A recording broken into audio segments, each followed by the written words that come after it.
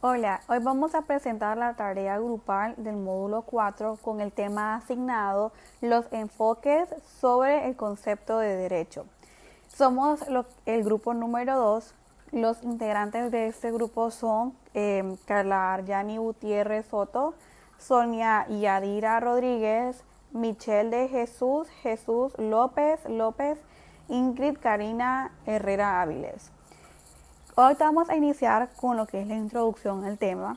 El presente documento tiene pues como objetivo analizar los enfoques sobre los conceptos del derecho o de derecho, explorando la perspectiva de diversas escuelas y también pensadores, que en este caso se va a examinar lo que se han considerado que es el derecho en las siguientes corrientes: la escuela histórica representada por Savigny, la escuela de exagesis, el formalismo según Kelsen y el realismo de Ross.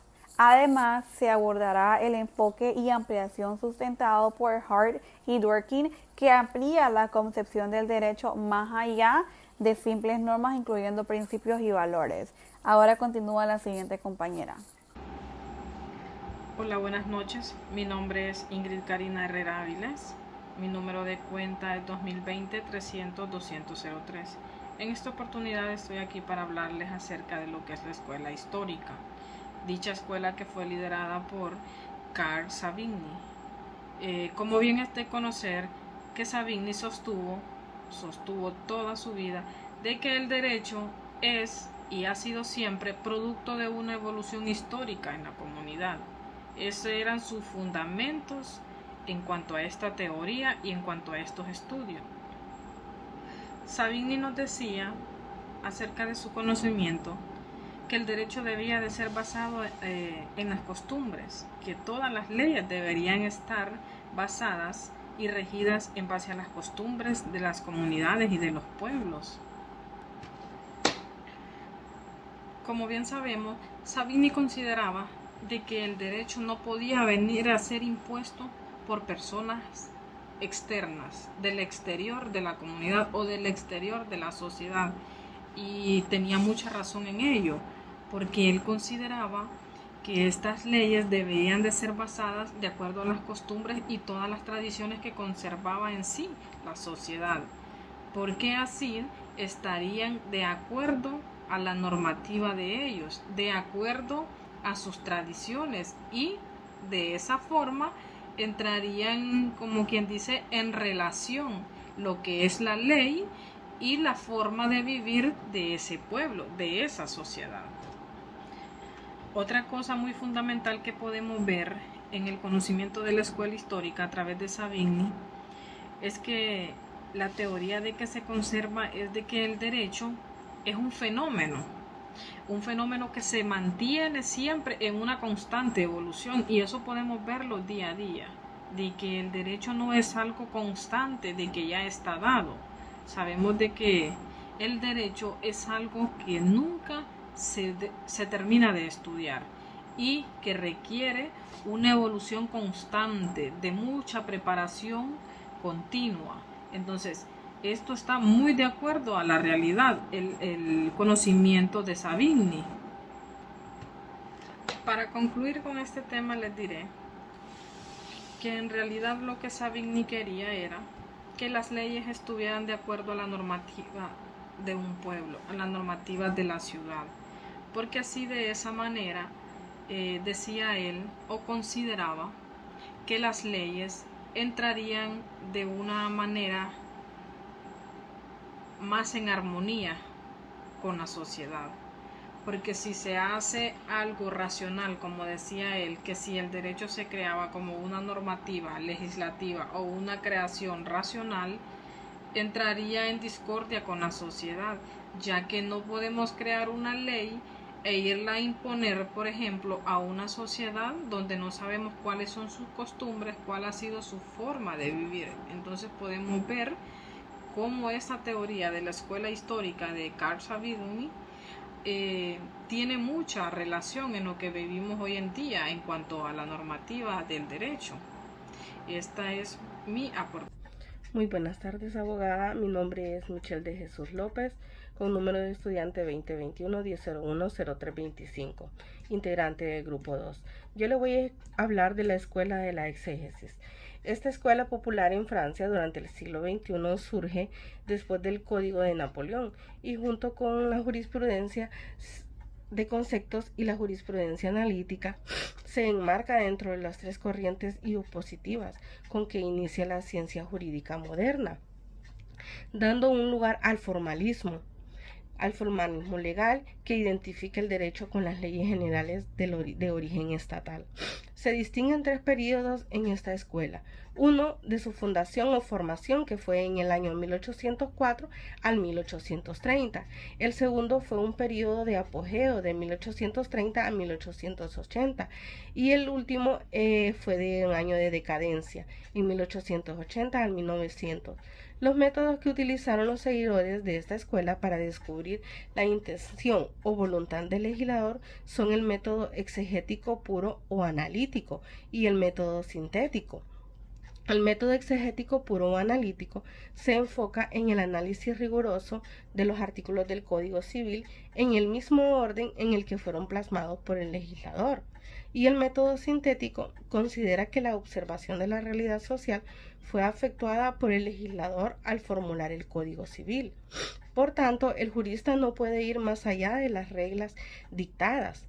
En resumen, la escuela de la exégesis se enfoca en la interpretación literal de las leyes según Kelsen. El jurista debe analizar las normas desde una perspectiva puramente formal, sin considerar su contenido moral o político. Para él, la validez de una norma no depende de su justicia o moralidad, sino de su encaje dentro del sistema jurídico establecido. El formalismo de Kelsen busca separar el derecho de cualquier consideración subjetiva o valorativa, centrando únicamente en la estructura y jerarquía de las normas legales. El realismo de Rawls. Este es la escuela del realismo de Rawls, liderada por Alf Rawls. Critica el formalismo y busca entender el derecho en su contexto social y político. Los realistas argumentan que los jueces no solo aplican la ley, sino que también influyen en su desarrollo a través de sus decisiones. El realismo sostiene que el derecho debe de ser analizado y comprendido a través de la observación de cómo los tribunales realmente toman las decisiones. Según el realismo, el derecho no se limita a las normas escritas, sino que también incluye la forma en que los jueces interpretan y aplican esas normas en la práctica. Esta teoría se basa en la idea de que el derecho es un fenómeno social y que su aplicación está influenciada por factores como la política, la economía y las circunstancias sociales. El realismo busca entender el derecho desde una perspectiva empírica, considerando cómo se desarrolla y se aplica en la realidad, en lugar de basarse únicamente en las teorías abstractas o normas escritas. Para el jurista danés, el derecho es un conjunto de normas y las normas son prescripciones que pertenecen a una categoría semántica distintas de las proposiciones descriptas. Para Rawls, las normas jurídicas que se encuentran en un grupo de clasificaciones llamadas directivos impersonales. Estas son calificadas por no tener un emisor ni un receptor, y estas se dividen en autónomos, heterónomos y autónomos heterónomos. Las autónomos son emanadas del propio sujeto que las ha de cumplir y no de un emisor o un receptor. Las heterónomos son las que Rawls considera como las normas jurídicas propiamente dichas. Y por último tenemos los autónomos heterónomos. Aquí encontramos como por ejemplo a las reglas constitutivas de un juego, como por decir un ejemplo de un juego de ajedrez, que el juego de ajedrez podría ser calificadas como heterónomas, en tanto son productos de convenciones sociales, que ellos mismos fijan las normas y por eso mismo las asocian, sea en países internacionales o internacionales, o simplemente las podemos reconocer como un cúmulo de reglas consuetudinarias en el tiempo, cuyo origen no es casi imposible identificar. Muchas gracias, abogada. Esta fue mi exposición. Muy buenas tardes, abogada. Mi nombre es Sonia Yadira Rodríguez con el número de cuenta 2018-300-601-61. Hoy voy a hablar acerca del formalismo de Kelsen. Hans Kelsen, como sabemos, él fue un representante del formalismo jurídico. Él sostenía que el derecho debería de ser estudiado y aplicado desde un sistema lógico y coherente de la norma. Para el jurista, pues se debe de analizar la norma desde una perspectiva puramente formal, es decir, que no se debe de tomar en cuenta ni el contenido moral o político que éste contenga. Para él, más que todo, la validez de una norma no depende de su contenido o de su moralidad, perdón, o de su justicia. Para él lo más importante es que ésta encaje dentro del sistema jurídico establecido. Es decir, ¿qué es lo que busca Kelsen con esta teoría del formalismo? Más que todo es separar el derecho de cualquier consideración subjetiva o valorativa, centrándose únicamente en la estructura jerárquica de las normas legales. Una manera en la que nosotros podemos ilustrarnos más que todo en esta teoría o en el pensamiento de Kelsen es en la pirámide que él crea, donde el jurista trata más que todo de representar la manera en que las normas jurídicas se relacionan entre sí. El jurista elige una pirámide para hacer esta representación más que todo porque recordemos que las leyes mantienen su jerarquía y aquellas leyes que están por debajo no pueden contradecir a aquellas que están, a las superiores, o sea, las que están por encima. Y aquí es donde realmente se centra, ¿verdad?, esta teoría del formalismo. Aquí es donde realmente podemos ver esta ilustración, cuál era el pensamiento en sí de Kelsen. También voy a hablarles un poco acerca del realismo de Ross.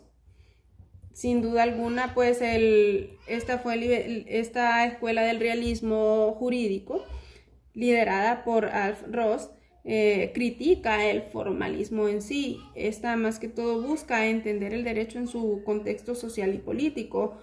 Si vemos, pues el formalismo se centra más que todo en una estructura jerárquica, pero el realismo ya se va a la realidad, a un contexto ya más real y representativo.